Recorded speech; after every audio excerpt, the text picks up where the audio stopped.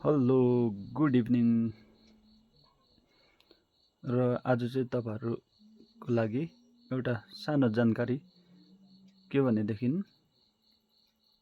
हाम्रो लाठपन्चारमा पनि Jio air fibre connection आइसकेको छ र मैले यो युज गरेको 8 महिना लगभग भइसकेको छ र यसको चाहिँ के रहेछ फेसिलिटी भन्दादेखि चाहिँ तपाईँको यसमा चाहिँ तपाईँको 1000 GB मन्थली तपाईँको 707 रुपियाँमा र यसमा तपाईँको ओटिटीसहरू आउँछ। ओटिटी सँगै तपाईँको कस्तो सिस्टम छ भनेदेखि चाहिँ यसमा एउटा सेटअप बक्स पनि आउँदो रहेछ। हेर्नुहोस् है, यहाँ छ एउटा सेटअप बक्स। यो चाहिँ तपाईँको टाटा स्काईको जस्तै सेटअप बक्स र यो रिसिभर यो चाहिँ तपाईँको वाइफाई भएको। हेर्नुहोस्, यहाँनिर सबै च्यानल चल्छ, जसमा कि तपाईँको यसको चाहिँ के कस्तो खालके छ भनेदेखि एउटा रिमोट पनि दिँदो रहेछ सेटअप बक्सको। रिमोटमा चाहिँ तपाईँको भोइस असिस्ट यहाँ देखिरहनु भएको छ बटन, जसमा कि प्रेस गरेर सोनी गरेपछि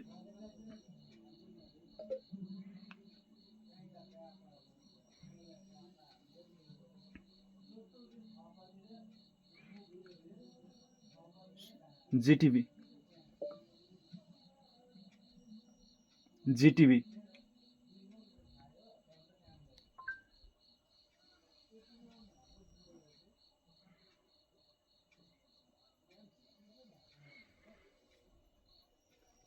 यो खालके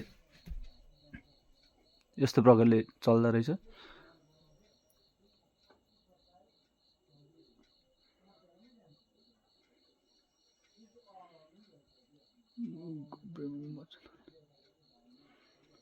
र यसमा चाहिँ तपाईँले डाइरेक्ट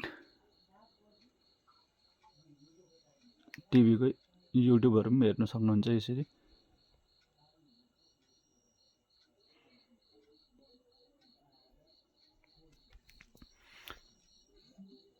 यसको स्पिड डाउनलोडिङ र अपलोडिङ पनि एकदमै राम्रो रहेछ।